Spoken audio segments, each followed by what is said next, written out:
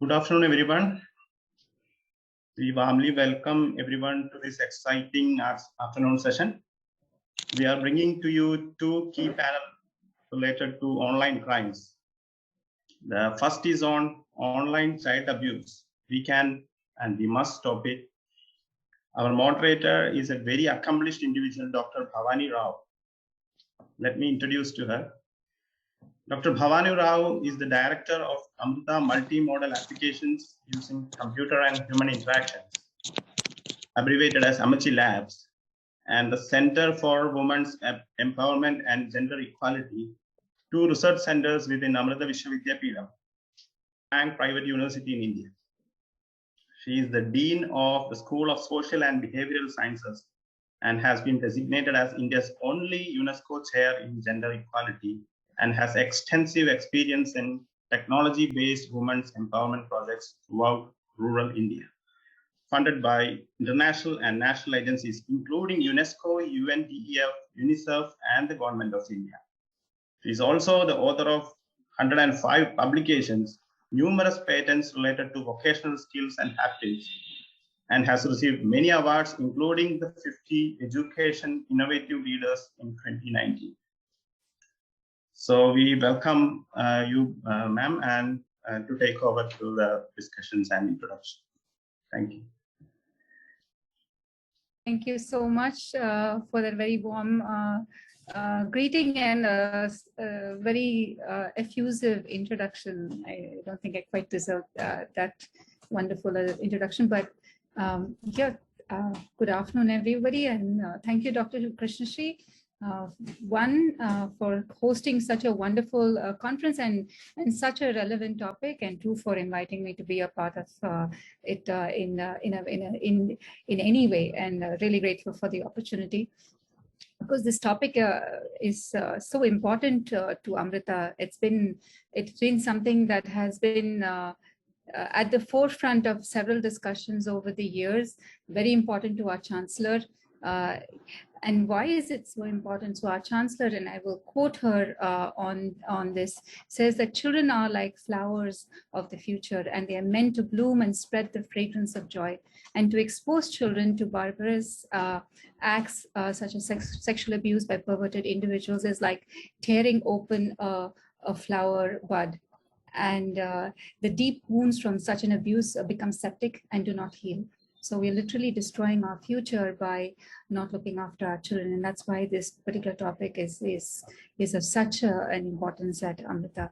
And of course, there have been multiple international forums where our Chancellor Amma has spoken out openly about this issue, such as the State Leaders Universal Declaration Against Slavery at the Vatican in 2014, the Interfaith Alliance at Abu Dhabi in 2018, where Amma has reiterated the importance of addressing and eradicating the evil of child sexual abuse, and stating that the child slavery and child sexual abuse are very closely interlinked. And this event has already had some wonderful insights into this area, thanks to Mr. Manoj Abraham, ADGP of Kerala Police, for a very eye-opening session on the steps that have been taken by the police in identifying and nabbing perpetrators and rescuing victims. And I'm sure that we will have very great takeaways from this particular panel over here. We have a wonderful lineup of panel members. Before I introduce the panel members, I would like to again just really briefly establish why this particular event is, this particular panel is so important to Amrita, with a brief introduction to what Amma's visit to the Interfaith Alliance and our commitment, Amrita's commitment to ending child sexual violence, especially in the online forum. And if I may please request Dr. Krishnashree's team to play the very brief video on that particular program.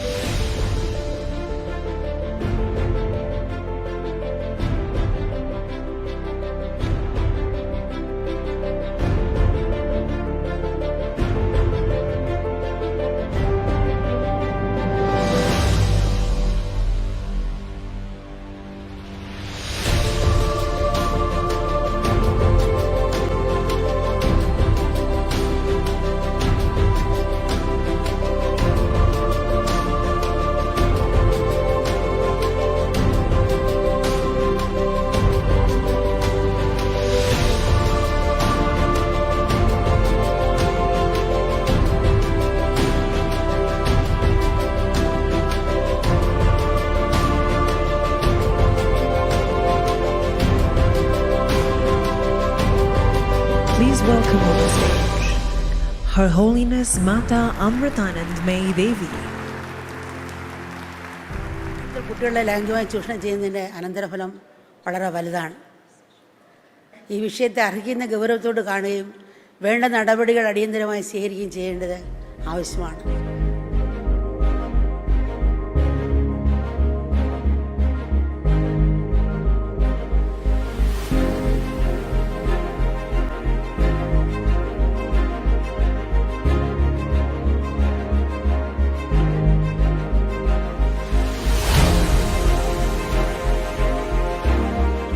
മാതാമൃതാനന്ദ madam കുട്ടികളുടെ അന്തസ്സും സുരക്ഷിതയും ഉയർത്തിപ്പിടിക്കാനുള്ള പദ്ധതികൾ നേരത്തെ തന്നെ ആരംഭിച്ചിട്ടുണ്ട്.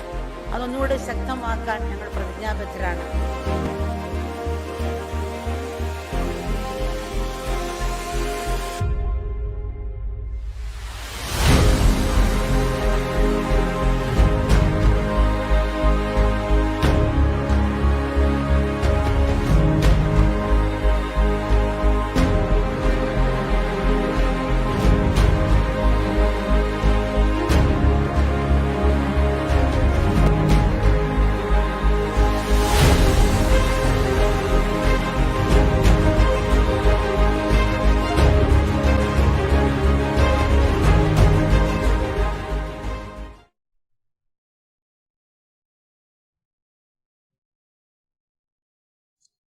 Thank you so much, Dr. Krishnashri, for allowing us to introduce it with Amma's thoughts and Amma's vision for this.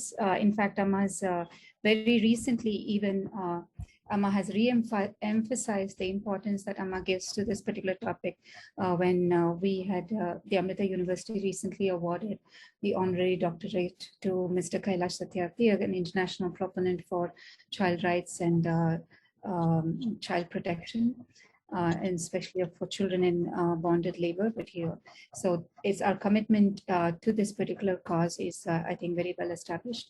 And I'm sure that Dr. Krishnashri has also spoken about the wonderful work that her team does in terms of using technology to actually help this particular kind of thing. And they had come up with a security device for children.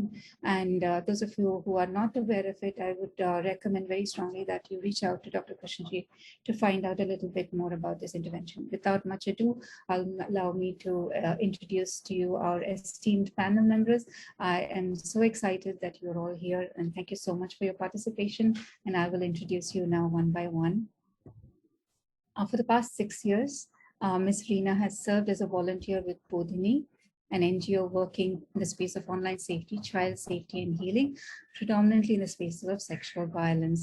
The work done by Bodhini echoes our Chancellor's concern on the constant fear of invasion of privacy due to the promulgation of social media, mobile phone cameras.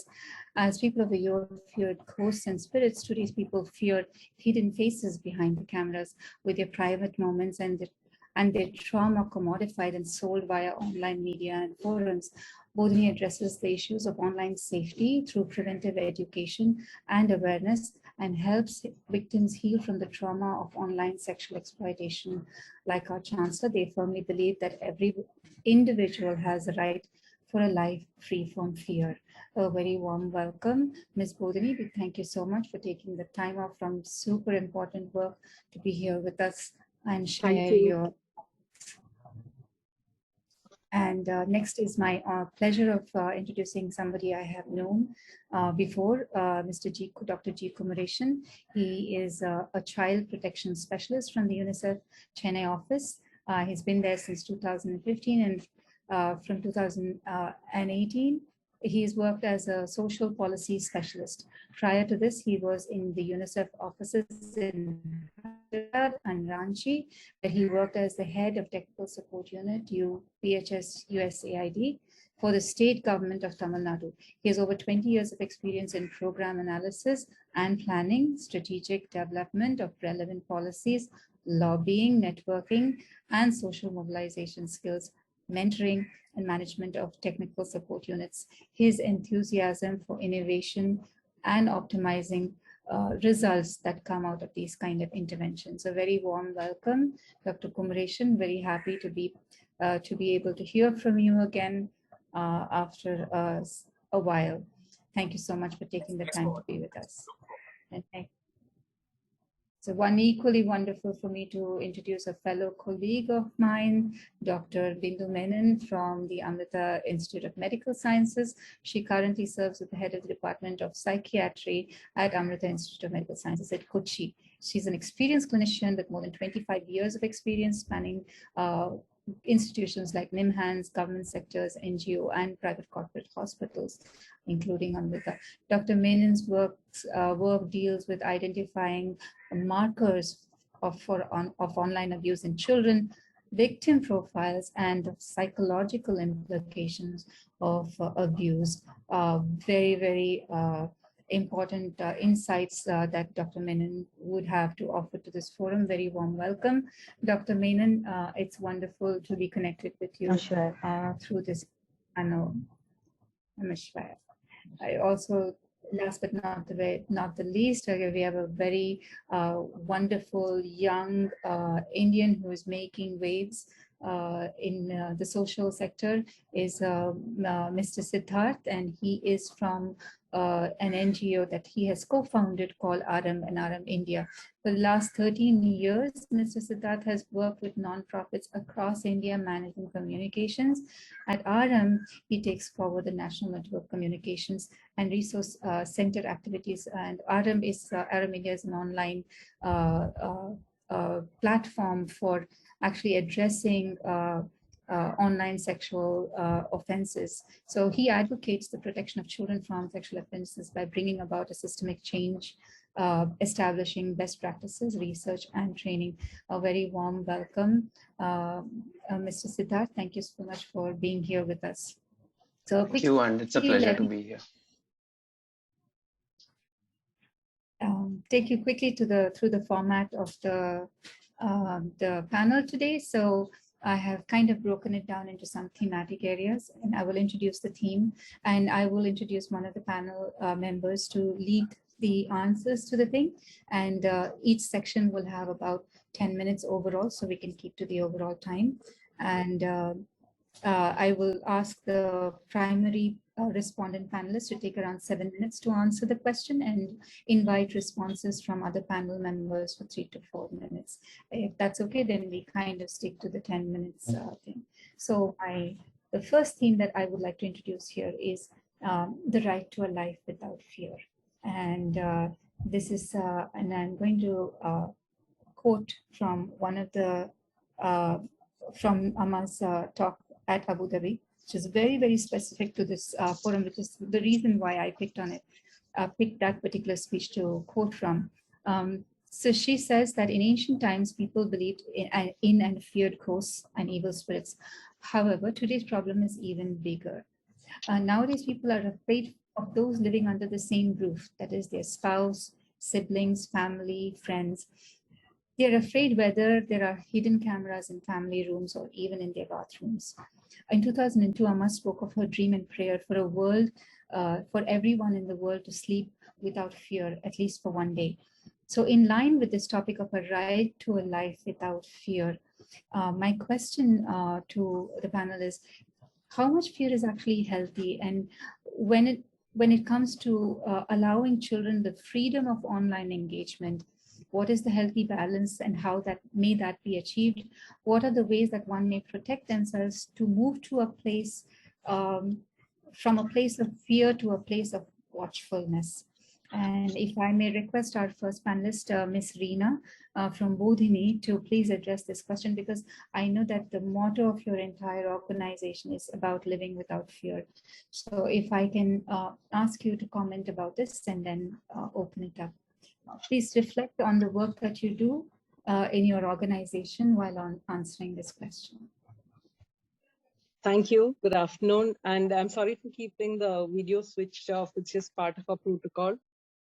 The recent freedom from fear is especially regarding cyberspace. We are very, very adamant that when we do the awareness sessions in schools, that we stress that the internet is a beautiful space. It's not just about the internet, even life, there is no part for fear there. Safety concerns, yes, but paranoia, no, whether it's life or the internet. And that is so crucial for children to grow up with, because there's a lot of information out there. And just like we teach them safety rules, traffic safety rules when you cross the road to prevent accidents online, the same way they need to know internet safety rules, and they can keep themselves safe, provided the awareness is given in the right way. There is absolutely no place for fear in anyone's life. So if at all there is fear, there has to be intervention. If there is a reason, whether online or offline, and the child or the adult has to be out of that space. Because life is too beautiful to be defined by fear. And they have to move forward. There has to be closure, healing, and moving forward to better spaces. So that is why we give the emphasis, why our logo itself says this freedom from fear. So, yeah. And when we do sessions in schools, that is one of the things that we do emphasize on. So children reach out at the end of it if they have issues, and then we deal with it individually accordingly. Do you have any recommendations on how somebody may protect themselves to have this awareness? And would you like to add a little bit more? You still have 4 more minutes, so if you would like to take a little. There's a lot of resource material. I mean, it's there's a lot more coming up. Actually, yesterday there was one conference of cyber peace and responsible networking. So there's a lot of new resource material coming up in these spaces, which are one, creating awareness, and by these awareness creation alone, the resources available alone, only thing is it has to reach out to more children and adults. And as long as this movement keeps gaining momentum, once the awareness is there, we can help to a lot of extent to keep the children safe. So that is one of the things. And if schools could bring it into curriculum, which is very important, which is something that we've been talking about for a long time, that is also very crucial regarding, because all the resources out there, it just probably needs to be compiled and taken to the schools. And another thing is victims reaching out. Most of the situations go from bad to worse when we don't have the victim reach out. Because of the fear, they keep giving in, and then it reaches situation of maybe trafficking or gang rape, which is again video recorded and then used for more years or more time, until the child eventually ends up taking their life, or totally losing their minds and going into another phase altogether. So the main thing is that, one, teach children never to give in to threats. 2 is that create awareness about internet safety, and communicate when the gadget is given as to what they do, that the parents or the teachers are there for them unconditionally, even if they make mistakes, even if anything happens, especially regarding online grooming, where relationships are formed, especially during the pandemic. It's been growing out of proportion, online grooming. So tell them that no matter what, at what stage they are, that they can reach out. Because if you don't give them that option, that is when they go into deeper spaces where, they totally cannot come back from, or feel they cannot come back from. At any stage, they should be able to reach out and get help. So, yeah, those are the things that we mainly advocate to, in particular, when we do the awareness sessions. Wonderful. I just have a quick small question that I would ask you. So along with the awareness to the children on why they should be safe, is there anything that is given to the public at large on why this is not a good idea? Regarding the threats, or regarding any kind of abuse of children in an online thing, either in terms of repercussions or in terms of why it is not just good for the environment, for the society as a whole, and therefore for an individual as well. Yeah, we have different modules. So like when we are doing this in communities, we tell them the repercussions of what are happening. If you look at at least there are 4 or 5 incidents children either taking their lives or gang rapes with, through a relationship. The child goes to meet someone and then is gang raped. This could happen even through gaming. They make friends with strangers. So these are all dealt with in different aspects through the modules. So for the community as such, for the parents as such, we have different modules dealing with these topics in different ways so that it's easier for them to understand and deal with accordingly. Supposing a child is already in that space, then how do you help them out through it? And so it's totally different for from the first standard to college level, it's different modules. But it's not, yeah. Please go ahead. No, it's not just us. Like I was saying, yesterday's conference itself was very enlightening because we had one group that was listening to the files deal with this, who wouldn't cross the line but had such thoughts, which by itself is great. So by pooling the resources together, there's so much of information available that that's the only way we can deal with it. That's it. Thank you. Thank you. Thank you, Ms. Reena. Is there anybody from the panel that would like to add to this concept of a life, right to a life without fear, and have any other insights to add apart from the awareness and the knowledge transmission on this particular thing? If anybody would like to add to that thematic. I think I want to add one point. So if you could speak a little louder. No, I just wanted to add one point. How about the individual as a individual to create an enabling environment for children? It's very important. Unless otherwise you create a kind of environment for children, there's a kind of a fear which will definitely, it's already there, it's going to increase further. Which is right now. If the environment is around the children, see, if you look at it, the violence against the children, it's become a risk at the family, institutions, and community level. And wherever the children are exposed to, their both even from the family, but outside the family, but the risk is so much. And what kind of environment are we creating? And what kind of the services we have around the child? It's heartening to see and look at this kind of incidents that happens in some states. We are far superior than any other states in the country, Kerala and Tamil Nadu. But look at this, the violence against children. And it's really heartening to see why this is happening. I think this kind of analysis we need to every individual. Unless, and again, I want to discuss this, unless individual social responsibility is response to this program, it will never ever able to solve this. And the kind of actions which we have around us, we need to really strategically plan and Wonderful, sir. That is so well said. Individual social responsibility, very well phrased. And I think that is a very good point for us to delve in a little further.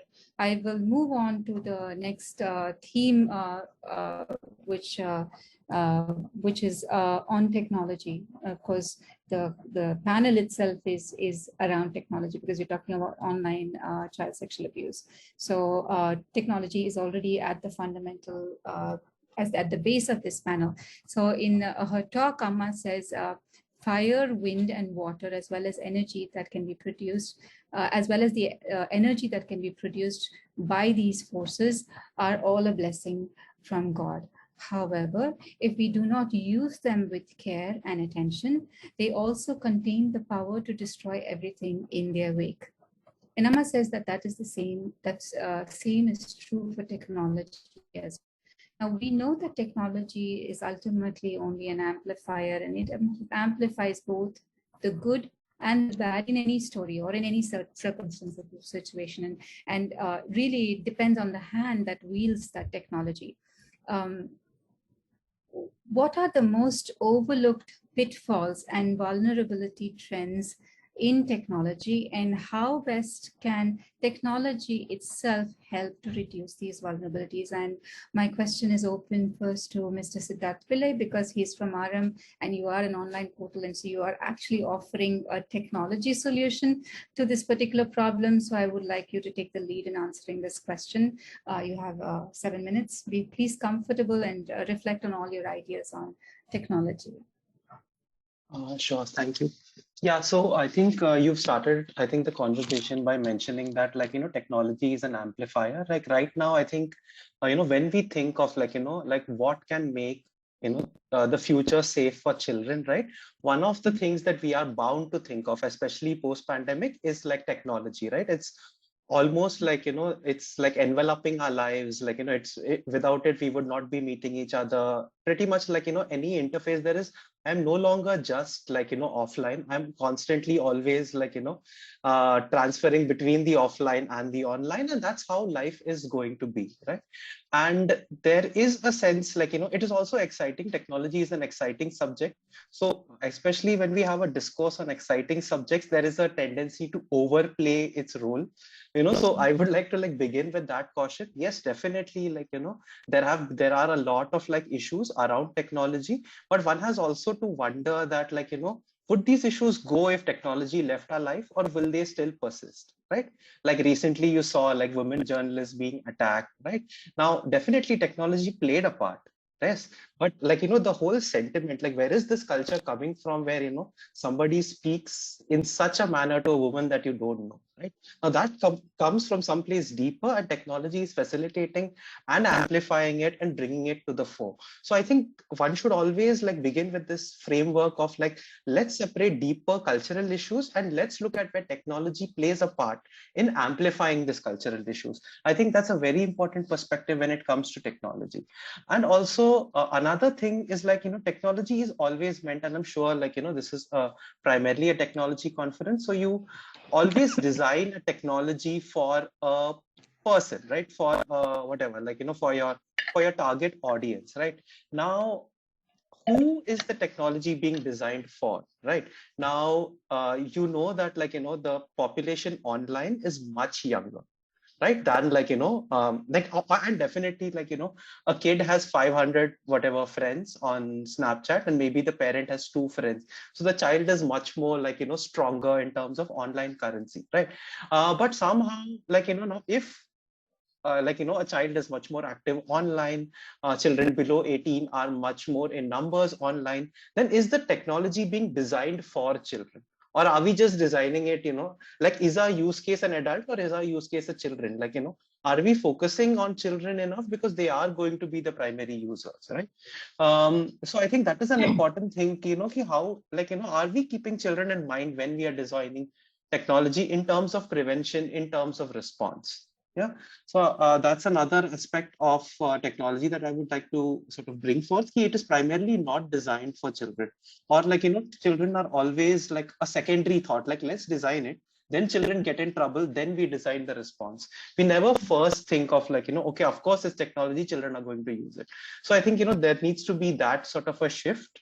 And also in terms of like, it's time to sort of, and again, like, let's just say that children are, they're being described as like digital natives, etc. Right? So they are primarily on the internet. Like if your phone gets spoiled, if it's an issue, you're going to take it to the youngest in the family, not the oldest person in the family, which will be every other issue. So I think these, what is sort of important when it comes to sort of technology and young children is like, I think, we need to speak to them in a very different sort of a way. Like if you ask a child, like, like, is it okay to sort of like leave your picture online, in a way that other people can see? Every child will tell you no, right? Like, no, it's not safe. I know the dangers, and they'll explain the dangers in much more sort of like, like a detail than like you would be aware of, right? But at the same time, when they get a phone, will they still do that?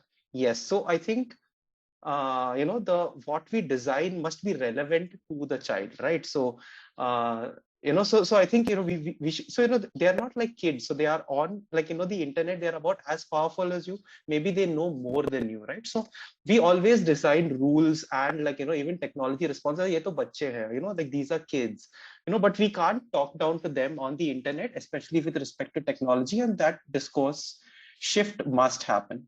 And another thing is that we always assume that technology is used by all children equally, and that is a huge fallacy.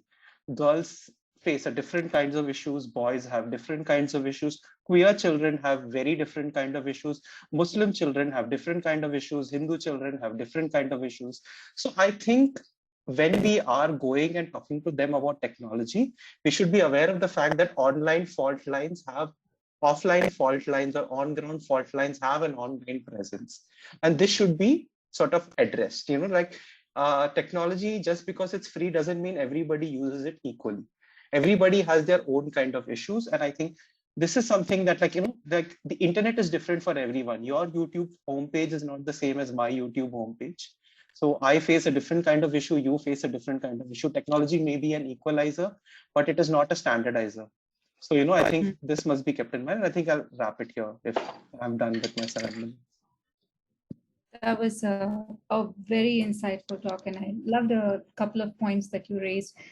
One is about responsible technology design, and then there's another thing that you touched upon, which I think is super interesting, is the missing link between knowledge and action, where you say the children actually have the knowledge of something that is wrong, but they don't translate it into action. Very, very insightful points. Thank you for that. And I will now open it to the panel. If anybody would like to comment a little bit more on technology, that would be wonderful. Yeah, I just want to have Dr. Kumaresan, there is something, I don't know if it's only from my side, but the volume, the sound is not clear. Better. Yes, sir, better. Yeah. Now, see, one thing that I think is a pretty valid point. I think that we need to keep that in mind. I always also do the same. Everybody's got, they know the knowledge. When it comes to the practice and actions, that is where they lack. Why the behavior change, it takes minimum 3 years to 5 years. So that has to be, we need to see that, the information is being flowing there, followed by some kind of skill building kind of motion. When I come into this, the technology, now, are we having any kind of sensor? See, everybody has got a phone to access to that. It's a big question mark. Where the information is the source of information, whether it's a correct, who validates, what is the kind of authority of the message which they have been spreading in the net. And absolutely, because we have been trying our level best through WCT India. We individually we try to block, but there's a new one comes in. It creates a lot of unwanted and a kind of information which is not validated by either to the expert or not with the government of India. Even how are we going to, we are going to have more kind of like this, and everybody's got YouTube, they can have a one channel. Look at this recent incidents which is that, because I'm also working with the division.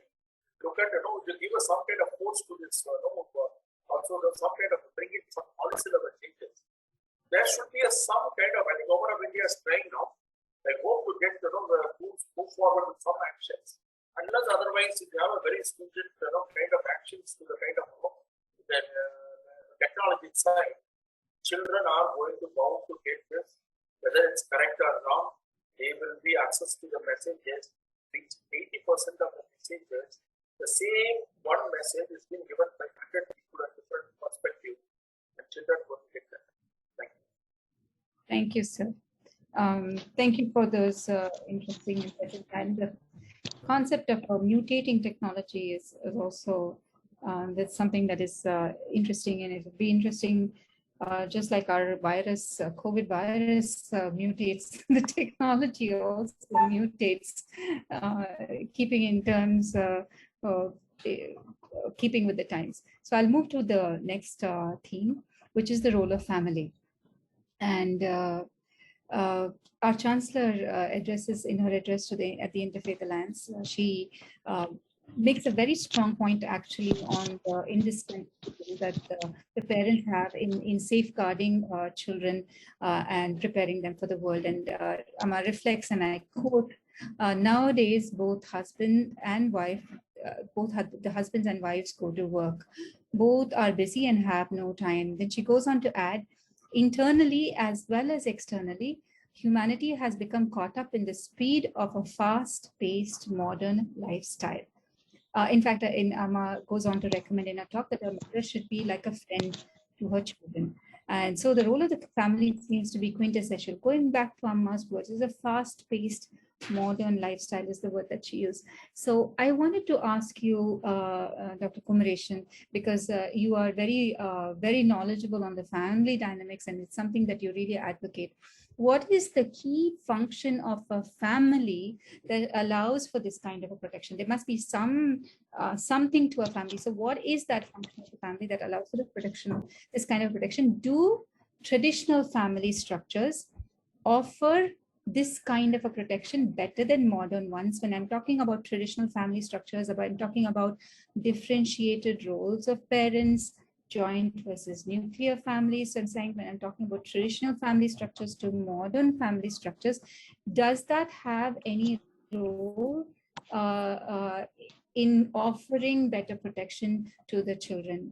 This is just asking you to reflect on your years of experience in this space about one, what is the key function? What is the quintessential family function that actually offers this protection? And do traditional family structures offer better protection, or is it worse? It could be either. I'd like you to reflect on this. As Bhavani used it very clearly just before this topic, when the technologies grow, like a COVID, it develops. Right? It's like this: we used to have a joint family, now the nuclear family, right? So we need to, meet with that. Each kind of setup, family setup, has got its unique kind of challenges. One has to really deal with it. But there are certain things which are very common between the nuclear or the joint family. There are three approaches. So you and me probably must have been when we lived in the joint family. We always been threatened by the fear-based. There are three approaches, right, in communication: fear-based, traditional, and positive. And we always been told, if you do like this, then you will land up like this. But in my years of experience, started my area in health and moved into health protection last 8 years. Fear-based never works. It may be instant. It may be near. For example, cigarette smoking is injurious to health. And doesn't the sale is stopped or the picture? I don't know whether Siddharth or Bhavani will know that it used to be a very small picture of the cigarette packet. Now they're putting it as the whole size in the cigarette packet, but still the sale is going, still everybody smokes. So that doesn't going to help it. But whereas positive approach only has impacted. I can give you the example of, in India, in the world, HIV was spreading very fast in the country India. They're able to contain in just 15 years.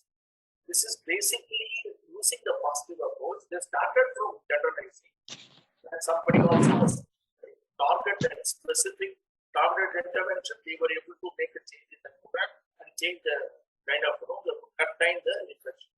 The family, the positive approach, are we giving a space for children to express their feelings, or what kind of a quality time which we have spent with our own children? We can even look at it our own family.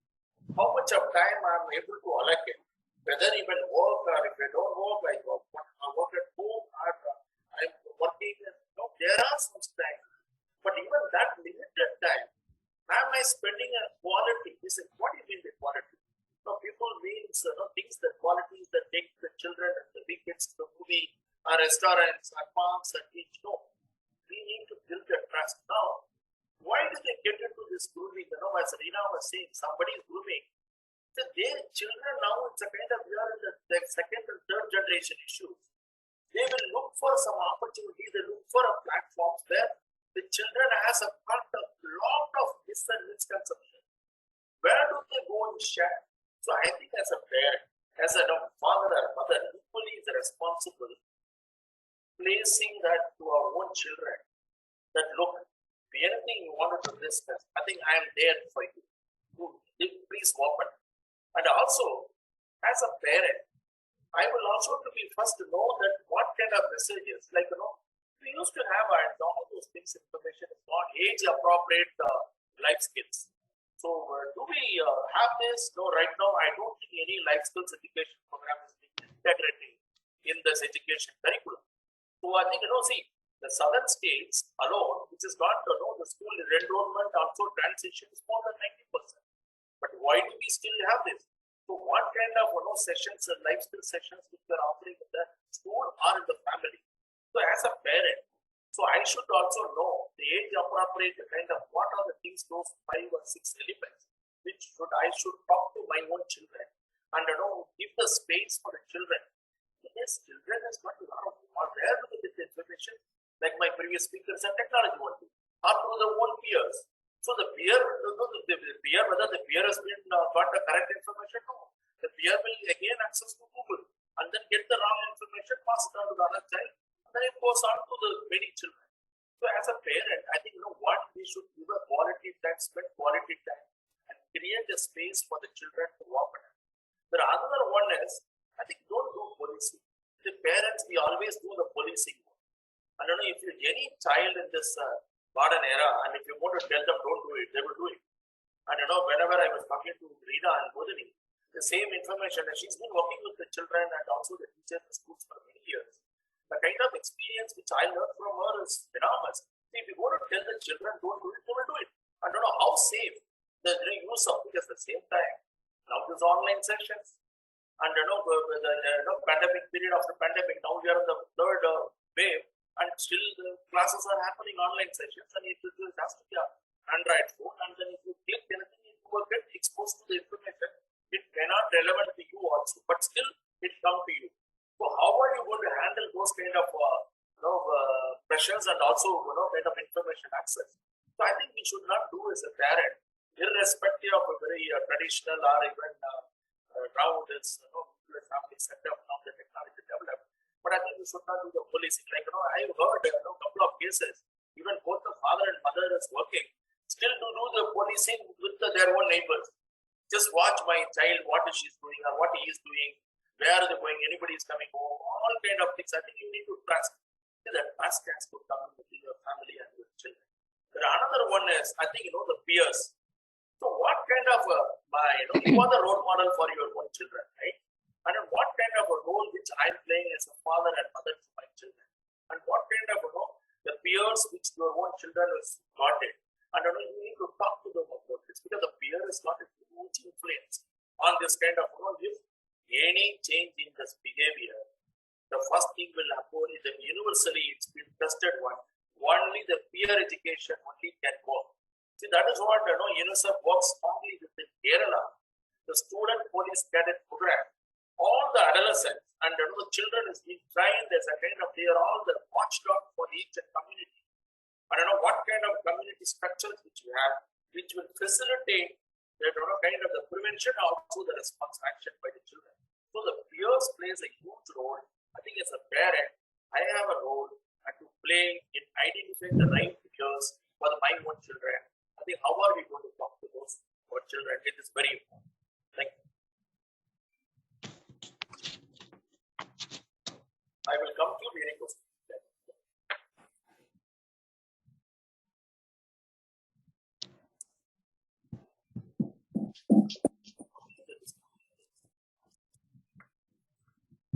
How many are you there?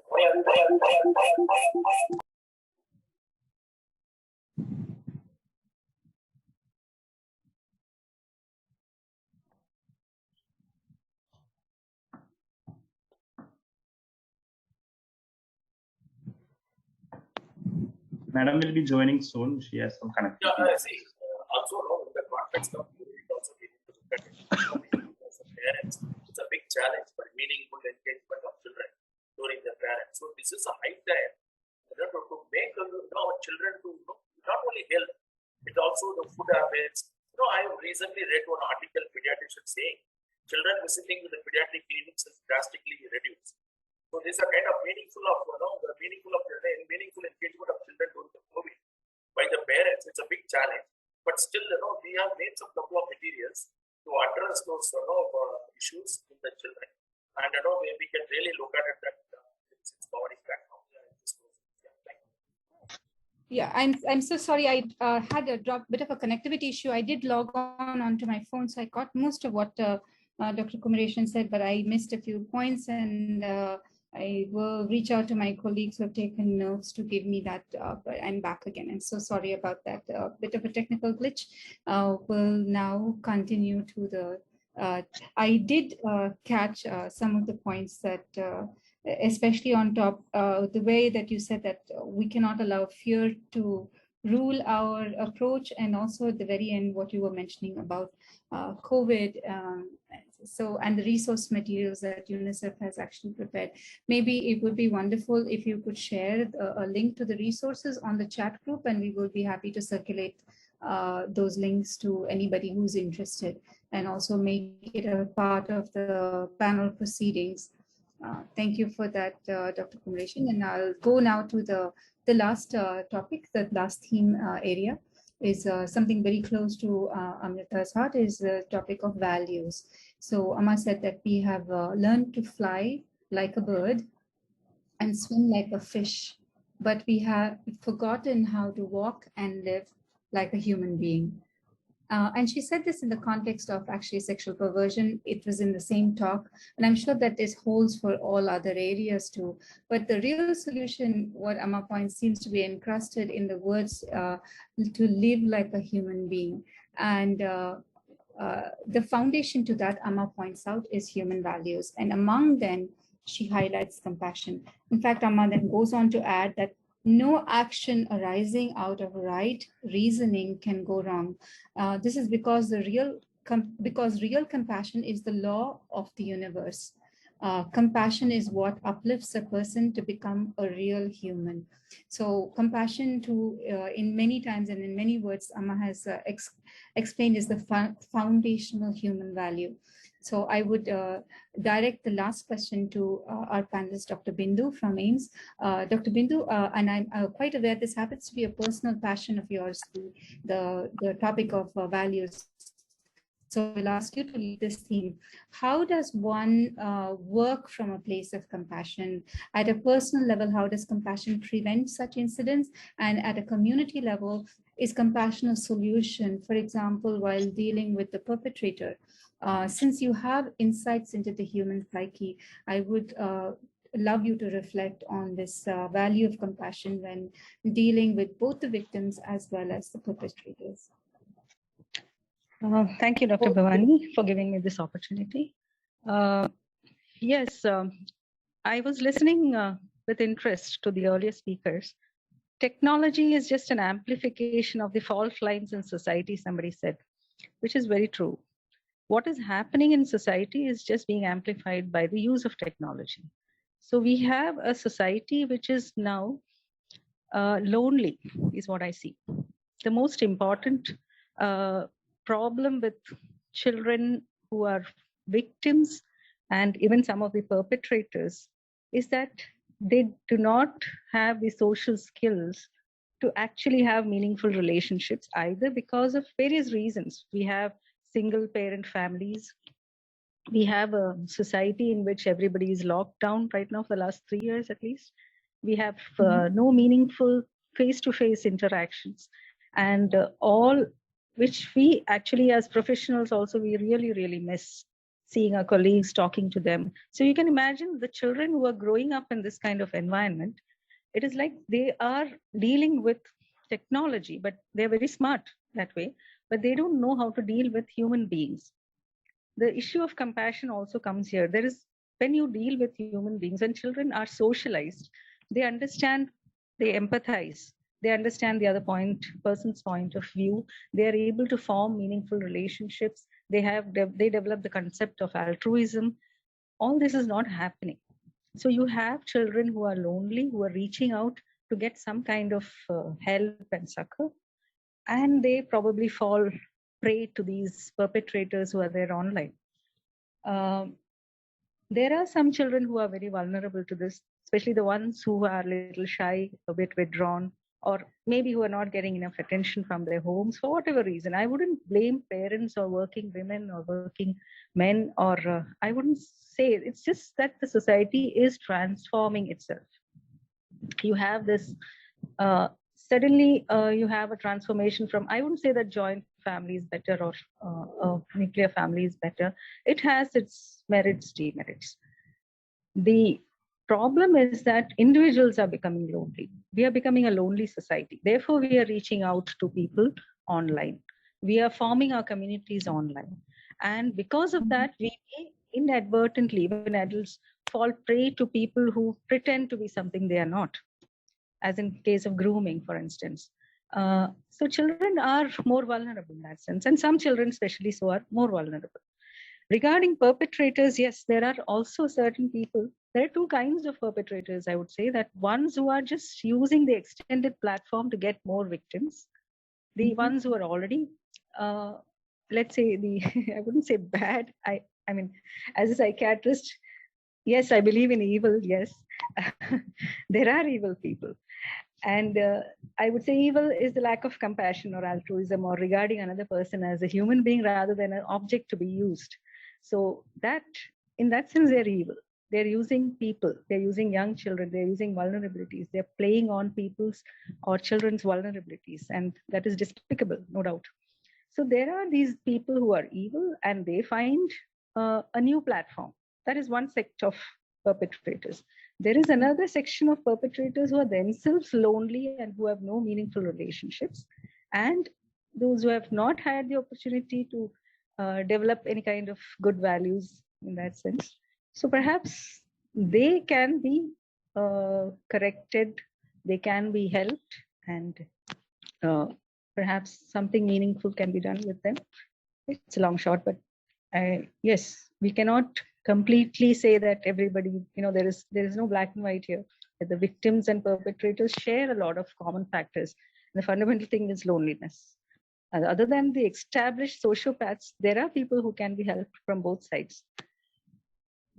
That is my thought on this. Yes, we are seeing a lot of kids who are coming with lots of problems regarding varying from cyberbullying to sexual abuse. It can start anywhere, body shaming. So they have severe body image disturbances. They feel they're too fat or too thin or whatever. So these kind of things are happening online, which is not exactly sexual abuse, but can create severe psychological problems in these children. I have a follow-up question to one of the comments that you made. So I happened to attend Amma's 2018 program, and there was a few panel discussions. And I remember that one of the panel discussions was the chief psychiatrist, or the person who was actually treating the priests in the whole Roman Catholic scandal. He was like chief psychiatrist, and he said something very alarming. I remember at that time. He seemed, and I can't, because I don't know the exact words, but he seemed to indicate that people who were habituated to this kind of behavior, it was very difficult for them to get people out of these habits. I wonder if you would also share, and that to me was it almost like it worried me, because these are people you know, but there's so many people that you don't know. So people have these habits and they have no hope. Is it that they have no hope? When you spoke that there could be some hope, so I'd just like you to comment a little bit more on that. Is there anything we can do as society to stop this from happening? I understand protecting the children, but somewhere in my heart, it seems it's even more important to actually help people not to even get to that space where it's no hope. And I'm not even talking about the evil people, but the second category of people who are just lonely. And so your thoughts on that? Yes, I wouldn't say that it is hopeless. It is that it can be very difficult. The second point is many people who have been exposed to sexual abuse actually become perpetrators themselves.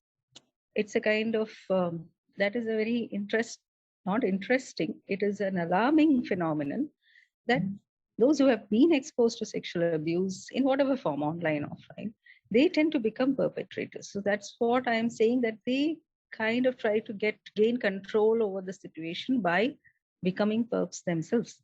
It's kind of, I was a victim, I won't be powerless, now I'll be powerful and I will victimize somebody else. This is the attitude.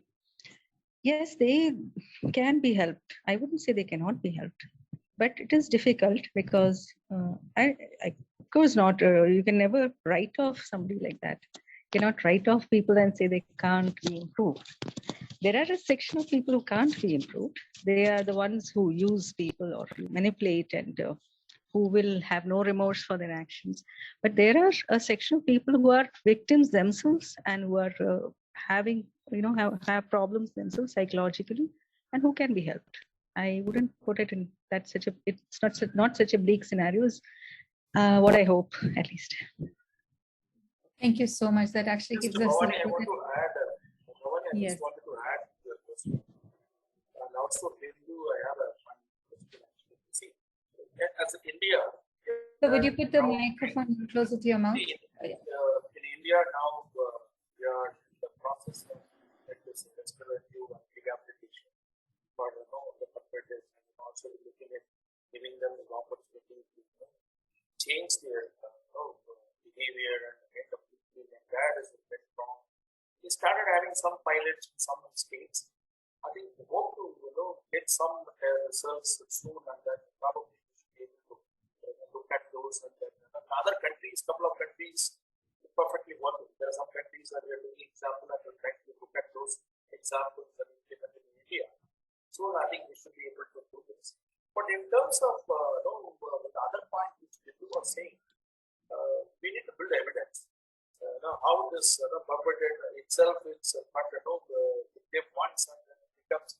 I don't know whether you have done any study, because in my experience, I can't see any. Probably we can even put one study on this and look at it. What in fact, once I was talking to one DGP from Tamil Nadu when he retires, and I want him to work on this because his access to prison and also the homes are very high. I think right now I don't have any evidence since this many kind of victim or this many perpetrators, they had a history of victimized ones in the past. I don't know. I never had any study. If you have anything, frankly, like to have a look at. Thank you so much. So yes, there is a lot of literature on this subject. In fact, if you look at literature, I can give you some references if you'd like. If you look at the perpetrators, they've always, almost 80 to 90% have had a history of being abused as children. So yes, Indian studies are scarce in this respect. Yes, it would be good if we could do something like that. No, Indian studies I'm not aware of, but a lot of Western literature is certainly there on how victims and perpetrators, change their roles. I would interrupt because we have only 2 minutes left for the panel and we are managed to take questions. There is one question that is there on the chat. I don't know if there are any other questions that have come in for any of the panelists, but Dr. Krishna Sri Achyutan asks, what are the views of the panelists based on their direct interactions with victims and perpetrators? Who are their highest influences? So somebody who is directly working with the people, so would anybody care to take the question? Who are their highest influencers? This is the crux of the question. Maybe Dr. Bindu or maybe Reena or Siddharth, would you be able to answer? We've not heard much from the other two panelists. I'm not sorry, Siddharth, go ahead. Go ahead. No, Reena ma'am, please go ahead. Yeah, no, I haven't seen, I mean, I wouldn't know because most of the cases we have dealt with, we have seen individuals as such, whether it's from the perpetrator or the child regarding relationships. So there's no influencer scene per se, or maybe I didn't get the question right, but it's always been individuals or groups ganging up on, I mean, no influencer per se. And I'd like to know what exactly the person was asking. Dr. Krishna Sri is the one. Dr. Krishna Sri, would you like to clarify that question? Sure. Yeah, what I was referring to was what I look at is influencers can be of different types. It can be role models, pretty much people that they are inclined to listen to or they want to emulate. And so I would like to just understand, and as children grow in age, the type of influences also change. So as a child, you're inclined more to listen to your parents, and then as you grow up. So I just wanted to understand, because I know that all of you are in the field working with real people. What is the demography like? And where are they getting influenced most? Are we saying, by giving a device, or, really, is it really the company of friends, etc., or is it really mass media? For example, if they saw somebody smoke on television or in movies, how some of that culture is very explosive, and you feel like you're emulating it. Even simple things like taking a revenge, etc., is considered a very okay thing to do, for example, if you look at mass media and its influence. I just wanted to understand on this particular social evil, where is the highest influence coming from? I understand that there is internet and they're doing this individually, but there is some ignition point somewhere, isn't it? It's absolutely, as I said, the peers, their own friends, they play the major role. The first source of information also to be exposed to this kind of act is their own peers. There's all other society leaders who call it as ambassadors or influencers, like movie stars or sports person. See, they can play a role in prevention. But in terms of this access to this unedited information, where do they have to source those kind of information? In my experience of so many years, the peer, that's what I said, peers plays a critical role. That is what we always look at it. We don't want only the celebrities to be a society leader. Why don't we bring it among the peers? One person, why don't we make it as a society leader? So we need more community leaders and society leaders, influencers, rather than other celebrities. But at the same time, celebrities also created a huge impact. For example, polio vaccine. And I could talk about my own state, Tamil Nadu. It used to be very bad for the vaccine. I think around there is a superstar celebrity. So there's a couple of them made a huge impact on the vaccination time. Still, Amitabh plays a huge role in UNICEF ambassador for the polio vaccination in some other states. So celebrity also has played a major role. But in this particular online abuse, I would rather stick to their own peers. We should select and make them in the society.